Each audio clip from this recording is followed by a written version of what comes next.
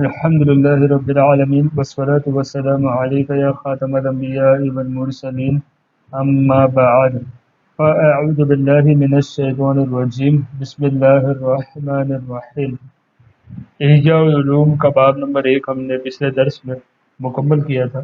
آج باب نمبر 2 سے شروعات ہوگی۔ باب نمبر 2 کا ٹائٹل ہے قلب اور اس کے متعلقات کا بیان۔ اس میں 6 فصلیں ہیں، یعنی اس میں 6 سیکشنز ہیں۔ پہلی فصل دل کے لشکر، ٹھیک ہے۔ امام غزالی رحمۃ اللہ تعالی علیہ فرماتے ہیں کہ اللہ تعالی ارشاد فرماتا ہے وَمَا يَعْلَمُ جُنُودَ رَبِّكَ إِلَّا هُوَ، ترجمہ کنز ایمان، اور تمہارے رب کے لشکروں کو اس کے سوا کوئی نہیں جانتا۔ معلوم ہوا کہ قلوب، ارواح اور دیگر عالموں میں اللہ تبارک و تعالیٰ کے بے شمار لشکر ہے جن کی حقیقت اور تعداد اللہ تبارک و تعالیٰ کے سوا کوئی نہیں جانتا۔ اچھا، قلوب جو ہے نا، قلوب از اے پلورل فارم فار قلب، یعنی قلب یعنی ایک دل ہو گیا، قلوب مطلب ملٹیپل دل، یعنی ایک سے زیادہ دل۔ ارواح بھی اسی طریقے سے، ارواح یعنی روح کا پلورل فارم، یعنی روح ایک ہو گئی، ارواح یعنی ایک سے زیادہ روح۔ ہمارا مقصود اس وقت چونکہ دل ہے، لہٰذا دل کے بعض لشکروں کی نشاندہی کرتے ہیں۔ دل کے لشکر 2 طرح کے ہوتے ہیں۔ نمبر 1 جسے ظاہری آنکھیں بھی ملاحظہ کر سکتی ہے۔ نمبر 2 جس کا مشاہدہ دل کی آنکھوں سے ہی ممکن ہے، یعنی ایک ظاہری نظر آئے گا، ایک باطنی نظر آئے گا۔ دل گویا بادشاہ ہے اور لشکر خادمین اور مددگار ہے۔ لشکر کا یہی مطلب ہے، ظاہری آنکھوں سے نظر آنے والے لشکر۔ اس سے مراد ہاتھ، پاؤں، آنکھ، ناک، زبان اور جسم کے تمام اعضاء ہیں، کیونکہ یہ سب دل کے خادم اور تابع ہیں۔ دل ان میں تصرف کرتا اور انہیں عمل میں لاتا ہے۔ تمام اعضاء فطرتاً اس کی اطاعت اور فرما برداری کے لیے پیدا کیے گئے ہیں، اس کے نافرمانی، خلاف ورزی کی طاقت نہیں رکھتے۔ دل اگر آنکھ کو کھولنے کا حکم دے تو وہ کھل جاتی ہے، پاؤں کو حرکت کا حکم دے تو حرکت کرتا ہے، زبان اس کے حکم سے کلام کرتی ہے۔ تمام اعضاء کا یہی حال ہے۔ اعضاء اس طرح دل کے تابع ہے جس طرح فرشتے اللہ تبارک و تعالیٰ کے فرما بردار ہیں، کہ فرشتوں کو بھی فطرتاً تابع اور فرما بردار پیدا کیا گیا ہے۔ وہ اللہ تبارک و تعالیٰ کے احکامات کی خلاف ورزی نہیں کرتے، اس کا حکم نہیں ٹالتے، بلکہ جو حکم ہوا ہے وہی کرتے ہیں۔ البتہ اتنا فرق ضرور ہے کہ فرشتوں کو اپنی طاعت اور فرما برداری کا علم ہوتا ہے، جبکہ آنکھ کھلنے اور بند ہونے میں دل کی پیروی اس لیے کرتی ہے کہ وہ عمل میں دل کی محتاج ہے، اسے اپنے اور اپنے اس پیروی کی کچھ خبر نہیں۔ دل بھی ان لشکروں کا محتاج ہے کہ اللہ تبارک و تعالیٰ کا قرب پانے اور اس تک رسائی حاصل کرنے کے لیے یہ لشکر دل کی سواری اور زاد راہ ہے۔ زاد راہ یعنی سفر کا سامان، زاد راہ ہے۔ نیز قلوب کی پیدائش کا مقصد یہی ہے کہ اللہ تبارک و تعالیٰ کا قرب حاصل کرے، جیسا کہ اللہ تبارک و تعالیٰ ارشاد فرماتا ہے وَمَا خَلَقْتُ الْجِنَّ وَالْإِنسَ إِلَّا لِيَعْبُدُونَ، ترجمہ کنز ایمان، اور میں نے جن اور آدمی اتنے ہی یعنی اس لیے ہی بنائے کہ میری بندگی کرے۔ تو اعضاء دل کی سواری اور علم زاد راہ ہے۔ اسے دوبارہ سے سنیے، تو اعضاء دل کی سواری اور علم زاد راہ ہے، اور زاد راہ تک پہنچنا اور اس پر قدرت دلانے والے اسباب اچھے اعمال ہے۔ انسان کے لیے قرب الہی پا لینا اس وقت تک ممکن نہیں جب تک اس کا جسم پر سکون اور دنیا سے کنار کشی نہ ہو جائے، کیونکہ دور تک جانے کے لیے قریبی منزل طے کرنا ضروری ہے۔ اس عالم کو دنیا کہنے کی وجہ، یعنی جو دنیا ہم جس میں رہتے ہیں اسے دنیا کیوں کہتے ہیں، ہم نے نزہۃ القاری کے درس میں دیکھا تھا۔ دنیا جو ہے دنون اس لفظ سے نکلا ہے اور اس کے معنی قریب ہونے کے ہے۔ تو اس عالم کو دنیا کہنے کی وجہ، دنیا آخرت کے دنیا آخرت کی کھیتی اور ہدایت حاصل کرنے کی جگہ ہے۔ اسے دنیا اس لیے کہا جاتا ہے کہ یہ قرب الہی پانے کی قریبی منزل ہے۔ ضروری تھا کہ دنیا میں دل کو زیادہ راہ فراہم کیا جائے، لہذا جسم اس کی سواری ہے جس کے ذریعے دل اس دنیا تک پہنچتا ہے جسم کی حفاظت کے لیے ضروری لشکر۔ جسم چونکہ اس دنیا تک پہنچنے کے لیے دل کی سواری ہے، لہذا اس کی حفاظت بھی ضروری ہے، اور اس کی حفاظت یہ ہے کہ اسے معتدل غذا دی جائے، یعنی اس کو اچھی غذا دی جائے، حرام سے بچایا جائے اور حلال غذا دی جائے، معتدل غذا دی جائے اور ہلاکت میں ڈالنے والی اشیاء سے دور رکھا جائے۔ معتدل غذا کے فراہم کے لیے دو لشکروں کا پایا جانا ضروری ہے۔ سب سے پہلا باطنی یعنی خواہش، اور دوسرا ظاہری یعنی ہاتھ اور غذا حاصل کرنے والے دیگر اعضاء۔ معلوم ہوا کہ دل میں خواہشات پیدا کی گئی ہیں اور ان کی تکمیل یعنی ان کو کمپلیٹ کرنا، ان کی تکمیل کے لیے اعضاء ہے، یعنی جو خواہشات ہمارے دل میں ہوتی ہے اس کو پورا کرنے کے لیے ہمارے ہاتھ، پیر، آنکھ، ناک، یہ ساری چیزیں اس کو پورا کرتی ہے، پائے تکمیل تک پہنچاتی ہے۔ ہلاکت میں ڈالنے والی اشیاء سے بچنے کے لیے بھی دو لشکروں کی حاجت ہے۔ سب سے پہلا باطنی یعنی غصہ، جس کے ذریعے مہلکات سے بچا جائے اور دشمن سے انتقام لیا جائے۔ ظاہری یعنی ہاتھ، پاؤں، جن کے ذریعے غصے کا اظہار کیا جائے۔ اس دوسرے لشکر کا تعلق خارجی امور سے ہے، لہذا جسم کے اعضاء اسلحہ کے مانند ہے۔ یہاں پہ اسلحہ سے مراد ویپنز، آرمز، ٹھیک ہے، ہم لوگ کہتے ہیں نا ویپنز وغیرہ، وہ ہوتا ہے اسلحہ، یہاں پہ اسلحہ کا مانند ویپنز۔ پھر یہ کہ جسم بھی غذا کی حاجت ہو،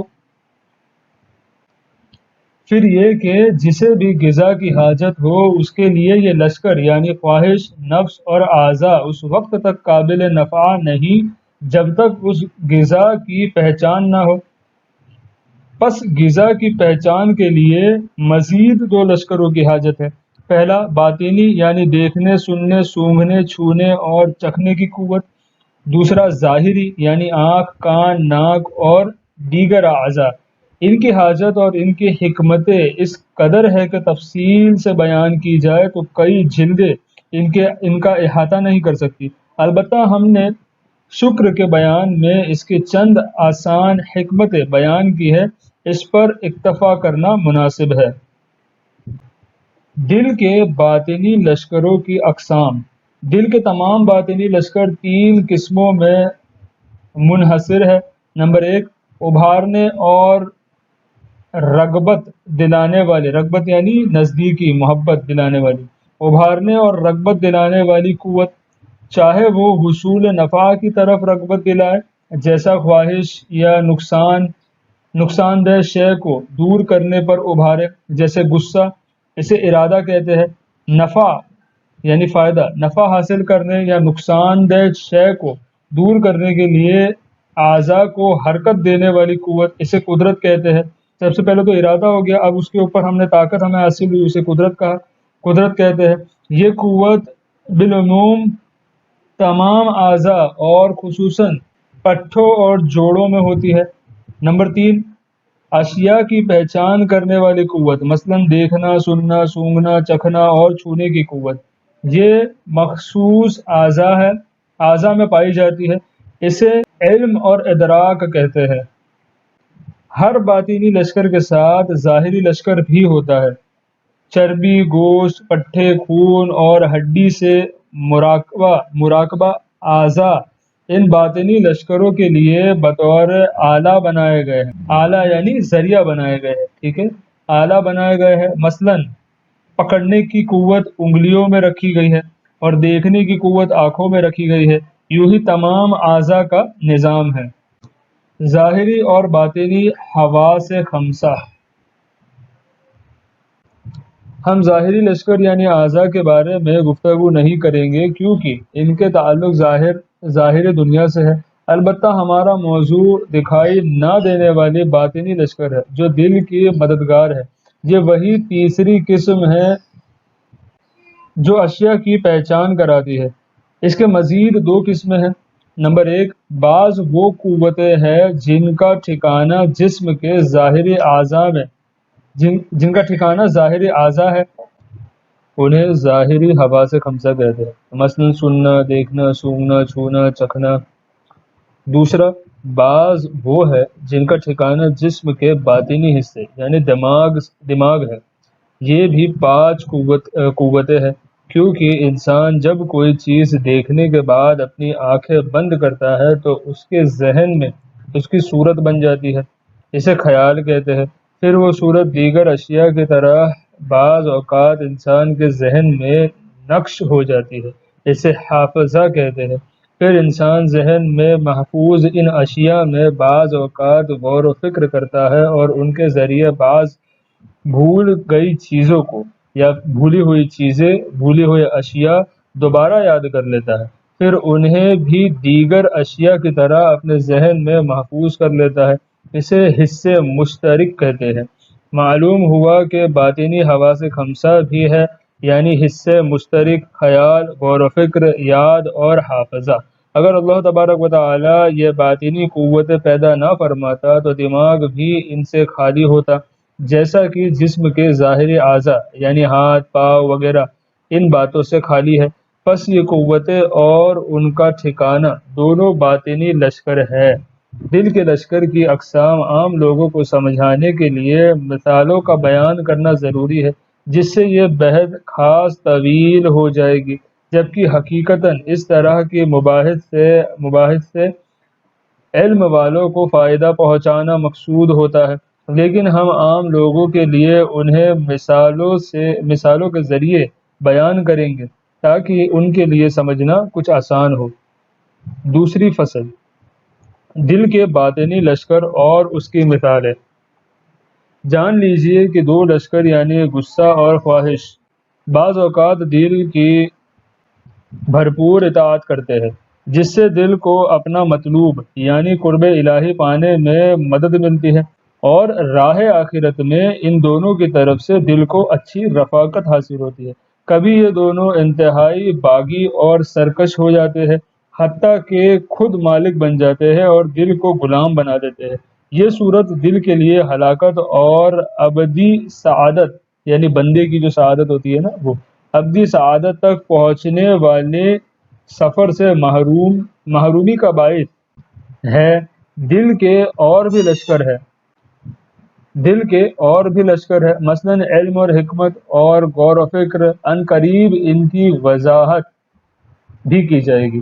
انسان کو چاہیے کہ علم اور حکمت اور غور و فکر سے مدد حاصل کرے، کیونکہ یہ لشکر غصے اور خواہش کے خلاف اللہ تبارک و تعالی کی جماعت ہے، جبکہ یہ دونوں بعض اوقات شیطانی گروہ میں شامل ہو جاتے ہیں۔ اگر انسان علم اور حکمت اور غور و فکر سے مدد طلب کرنا چھوڑ دے اور غصے اور خواہش کو اپنے اوپر سوار کر لے تو یقیناً ہلاک ہو جائے گا اور سخت نقصان اٹھائے گا۔ اکثر لوگوں کا یہی حال ہے، ان کی عقلیں خواہشات پوری کرنے کے مختلف ہیلے بہانے تلاش کرتی رہتی ہے، ان کے تابع ہو چکی ہے، حالانکہ خواہشات کو ان کی عقلوں کے تابع ہونا چاہیے تھا تاکہ ضروری معاملات پورے کیے جا سکے۔ اب ہم تین مثالیں بیان کرتے ہیں تاکہ اس کو سمجھنا مزید آسان ہو جائے۔ دل کے لشکر اور تین مثالیں۔ پہلی مثال، انسانی جسم میں دل یعنی ربانی لطیفہ بادشاہ اور حاکم کی مثل ہے۔ جسم اس ربانی لطیفے کی سلطنت جاگیر، اس کا ٹھکانہ اور شہر ہے، اور ظاہری اعضاء اور باطنی قوتیں گویا اس کے تحت کام کرنے والے عملہ اور غور و فکر کرنے والی قوت یعنی عقل اسے نصیحت کرنے والا مشیر یعنی ایڈوائزر اور عقل مند وزیر کی مثل ہے، اور خواہش اس برے شخص کی مثل ہے جو گاؤں سے شہر کھانے کی اشیاء یعنی کھانے کی چیزیں مہنگے داموں میں بیچنے آتا ہے، اور غصہ اس شہر کے سپاہی کی مثل ہے۔ گاؤں سے شہر مہنگے داموں میں کھانے کی اشیاء بیچنے کے لیے آنے والا جھوٹا، مکار اور دھوکے باز شخص ہمدردی اور نصیحت کا لبادہ اوڑھ لیتا ہے، اور اس کے ظاہری نصیحت در حقیقت بھیانک فساد اور زہر قاتل ہے۔ وزیر سے جھگڑنا اور اس کے خلاف رائے قائم کرنا اس کی عادت ہے، گویا وہ اس سلطنت کا مالک ہے، اس کا کوئی لمحہ جھگڑنے سے خالی نہیں گزرتا۔ بادشاہ کو چاہیے کہ اپنی سلطنت کی دیکھ بھال کے معاملے میں وزیر کے مشوروں پر عمل کرے اور اس مکار شخص کی باتوں پر توجہ نہ دے، اور یہ بات سمجھ لے کہ اس کی رائے نہ ماننے میں ہی بھلائی ہے۔ نیز اپنے سپاہیوں کو بطور تادیب اور سرزنش وزیر کی فرما برداری کا حکم دے دے۔ اس مکار اور اس کے مددگاروں پر ہر طرف سے سپاہیوں کا پہرا بٹھا دے، حتیٰ کہ یہ مکار مغلوب ہو کر حکم کا تابع اور نظام کا پابند ہو جائے۔ جبھی سلطنت کا نظام ٹھیک اور عدل اور انصاف قائم رہ سکتا ہے۔ دل کا معاملہ بھی بادشاہ کی مثل ہے کہ جب یہ عقل سے مدد طلب کرتا ہے، غصے کو قابو میں رکھتا ہے اور اس کے ذریعے خواہشات پر قابو پا کر انہی سے ایک دوسرے پر مدد حاصل کرے، کبھی خواہشات کی مخالفت کر کے غصے کی شدت کم کرے اور کبھی غصے کو خواہشات پر حاوی کر کے ان کا خاتمہ کرے اور خواہشات کی پیروی کو برا جانے، تو اس کے اعضاء اور قوتیں معتدل رہیں گے اور اخلاق اچھا ہو جائے گا۔ اس طریقے کے خلاف عمل کرنے والا ایسا ہے جیسا کہ اللہ تبارک و تعالی نے ان آیت مبارکہ میں ارشاد فرمایا۔ خواہشات کی پیروکاروں کے متعلق دو فرامین باری تعالی۔ نمبر 1، افرأیت من اتخذ الہہ ہواہ وأضلہ اللہ علی علم۔ ترجمہ کنز ایمان، بھلا دیکھو تو وہ جس نے اپنی خواہش کو اپنا خدا ٹھہرا لیا اور اللہ تبارک و تعالی نے اسے باوصف علم کے گمراہ کیا۔ اللہ اکبر۔ نمبر 2، واتبع هواه فمثله كمثل الكلب إن تحمل عليه يلهث أو تتركه يلهث۔ ترجمہ کنز ایمان، اور اپنے خواہش کا تابع ہوا تو اس کا حال کتے کی طرح ہے، تو اس پر حملہ کرے تو زبان نکالے اور چھوڑ دے تو زبان نکالے۔ جبکہ خواہشات کی پیروی نہ کرنے والے کے متعلق اللہ تبارک و تعالی نے ارشاد فرمایا، وَأَمَّا مَنْ خَافَ مَقَامَ رَبِّهِ وَنَهَى النَّفْسَ عَنِ الْهَوَىٰ فَإِنَّ الْجَنَّةَ هِيَ الْمَأْوَىٰ۔ ترجمہ کنز ایمان، اور وہ جو اپنے رب کے حضور کھڑے ہونے سے ڈرے اور نفس کو خواہش سے روکے تو بے شک جنت ہی ٹھکانہ ہے۔ سبحان اللہ۔ ان لشکروں کے مجاہدے اور ان میں سے ایک کو دوسرے کے خلاف استعمال کر کے ان سے بچنے کی کیفیات ریاضت نفس کے بیان میں ذکر کی جائیں گی انشاءاللہ عز و جل۔ یہ پہلی مثال تھی۔ اب دوسری مثال، جان لیجئے کہ انسان جسم شہر کے مانند ہے اور عقل یعنی ربانی لطیفہ اس شہر کا نظام چلانے والا حاکم کے مثل، اور جسم کے ظاہری اور باطنی حواس گویا اس کی جماعت اور مددگار ہے، اور اعضاء گویا اس کے رعایا ہے، اور نفس امارہ یعنی خواہش اور غصے کو ابھارنے والی قوت اس کے دشمن کی طرح ہے، جو اس کی رعایا میں فساد پھیلانے اور انہیں ہلاک کرنے کی کوششوں میں مصروف رہتے ہیں۔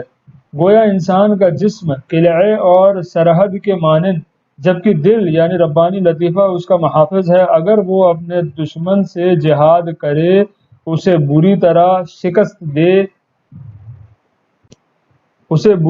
شکست دے کر اس پر غلبہ پا لے، تو دربار الہی میں اس کی تعریف کی جائے گی، جیسا کہ اللہ تبارک و تعالی جہاد کرنے والے کے متعلق ارشاد فرماتا ہے، فضل اللہ المجاہدین باموالہم وانفسہم علی القاعدین درجہ۔ ترجمہ کنز ایمان، اللہ تبارک و تعالی نے اپنے مالوں اور جانوں کے ساتھ جہاد والوں کا درجہ بیٹھنے والوں سے بڑا کیا۔ سبحان اللہ۔ اور اگر وہ اپنی سلطنت کو ضائع کر دے اور رعایا کو بے آثار چھوڑے تو اس کی مذمت کی جائے گی اور اللہ تبارک و تعالیٰ اس سے مواخذہ فرمائے گا۔ چنانچہ روایت میں آتا ہے کہ کل بروز قیامت اسے کہا جائے گا، اے بدبخت حاکم، تو نے گوشت کھایا، دودھ پیا، لیکن گم شدہ کو تلاش نہ کیا اور ٹوٹے ہوئے کو جوڑا نہیں یا جوڑنے کی کوشش نہ کی۔ آج میں تجھ سے حساب لوں گا۔ نیز حضور نبی پاک صلی اللہ تعالی علیہ وآلہ وسلم نے مجاہد نفس کی طرف اشارہ کرتے ہوئے ارشاد فرمایا، یعنی ہم جہاد اصغر سے جہاد اکبر کی طرف لوٹ آئے۔ جہاد اصغر یعنی چھوٹا جہاد اور جہاد اکبر یعنی بڑا جہاد۔ تو جہاد اصغر یعنی جنگ، میدان جنگ میں جنگ کرنا، جہاد اصغر جو کافروں سے، مشرکین اور لوگوں سے لڑی جائے، اس سے جہاد اصغر فرمایا گیا، اور نفس سے جو جہاد ہے اسے جہاد اکبر فرمایا گیا۔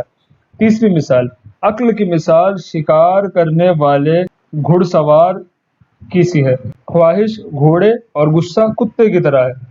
آپ نے دیکھا ہوگا شکاری لوگ جو ہوتے ہیں وہ کتے کو بھی ساتھ میں لے کر کے چلتے ہیں، تو وہیں یہاں پہ فرمایا گیا غصہ جو ہے وہ کتے کی طرح ہے۔ جب شکاری ماہر ہو اور تجربہ کار ہو، گھوڑا ہوشیار اور کتا سکھایا ہوا یعنی ٹرینڈ ہو، تو شکاری ضرور کامیاب ہوگا۔ اور اگر شکاری خود نہ تجربہ کار ہو، یعنی ایکسپیرینس نہیں ہے اس کو شکار کا، پہلی مرتبہ کرنے نکلا ہے، ٹھیک ہے، خود نہ تجربہ کار ہو، گھوڑا سرکش ہو اور کتا بھی پاگل ہو، تو نہ گھوڑا اس سے سیدھا چلے گا اور نہ ہی کتا اس کے لیے شکار کرے گا۔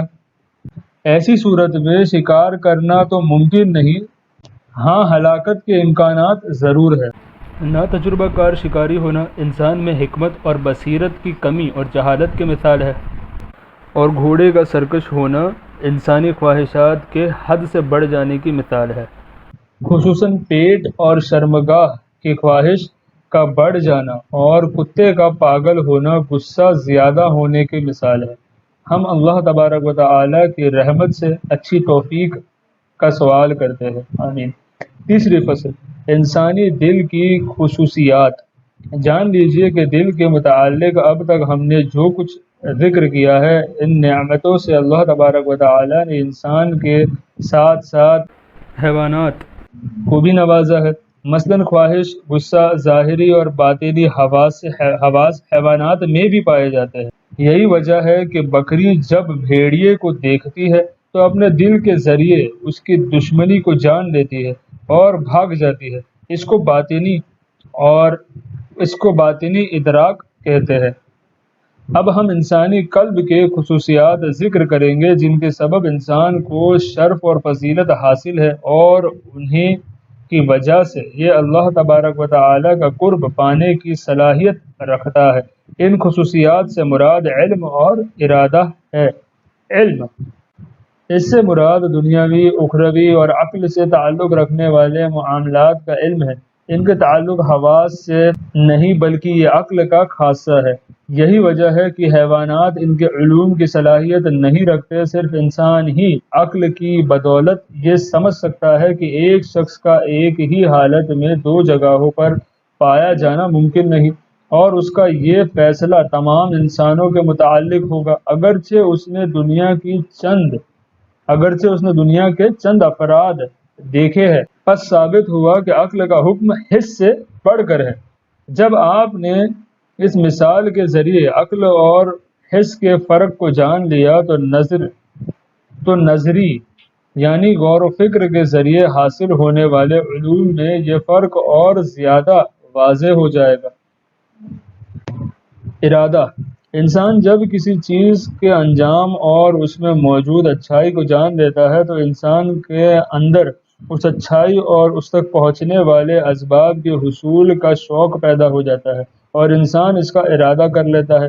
یہ ارادہ خواہش نفس کی پیروی اور حیوانی ارادہ نہیں، بلکہ یہ تو خواہش نفس کی ضد ہے کہ نفسانی خواہش پچھنے لگوانے کو ناپسند کرتی ہے۔ پچھنے لگوانا یعنی وہ کپنگ تھراپی آتی ہے نا، کپس لگواتے ہیں اور خون نکالتے ہیں، وہ پچھنے لگوانے کو ناپسند کرتی ہے، جبکہ عقل اس کے فوائد کے پیش نظر اس کا تقاضا کرتی ہے اور اس پر رقم بھی خرچ کرتی ہے۔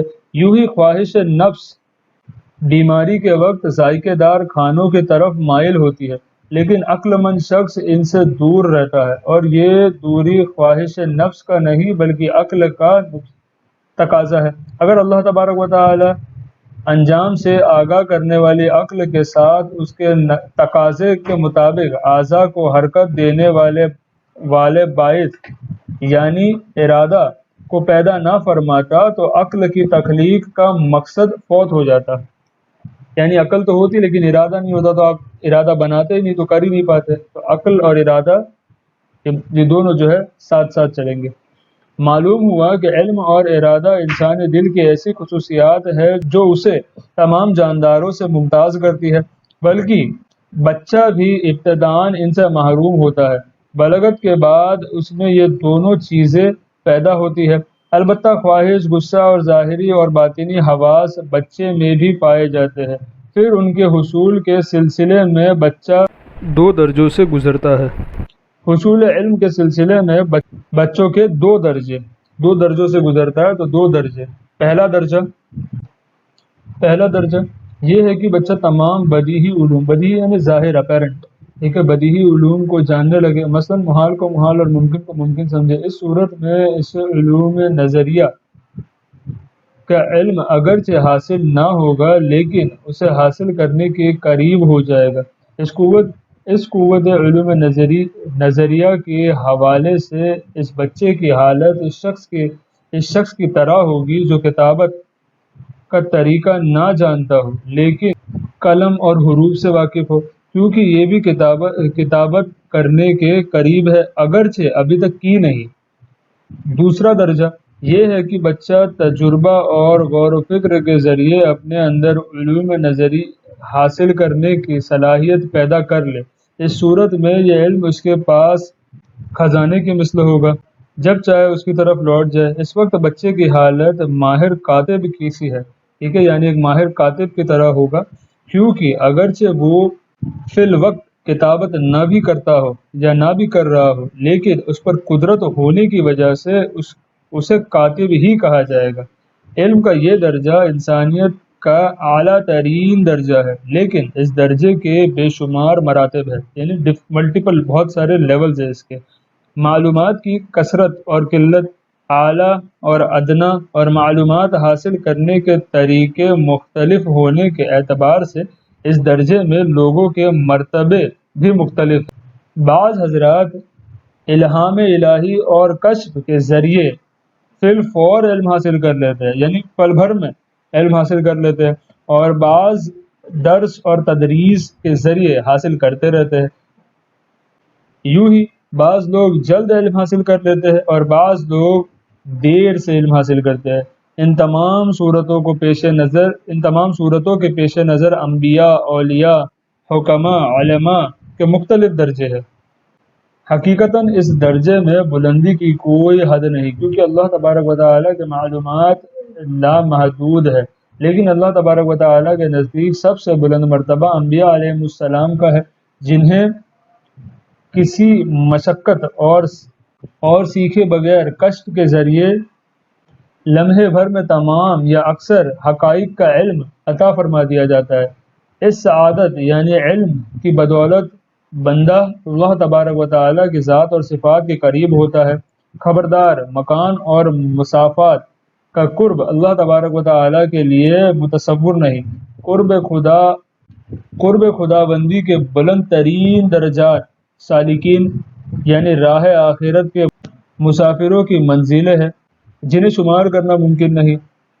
ہر سالک جس منزل پر فائز ہوتا ہے اس منزل اور اس کے نچلی منزلوں سے متعلق علم رکھتا ہے، اور اپنے سے بلند مرتبے والی منزلیں جن کی حقیقت کا اسے علم نہیں ان پر ایمان رکھتا ہے اور ان کی تصدیق کرتا ہے، جیسا کہ ہم انبیاء کرام علیہم السلام اور ان کی نبوت پر ایمان رکھتے ہیں۔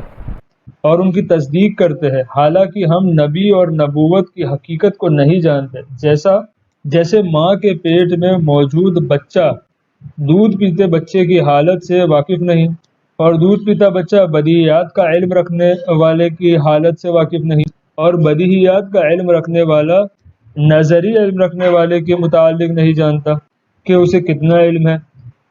ایسے ہی ایک عاقل شخص، ایک سمجھدار شخص انبیاء کرام اور اولیاء اعظام علیہم السلام کے مرتبے کو نہیں جانتا کہ اللہ تبارک و تعالی نے انہیں کن کن انعامات سے سرفراز فرمایا، جیسا کہ اللہ تبارک و تعالی ارشاد فرماتا ہے ما یفتح اللہ للناس من رحمت فلا ممسک لها۔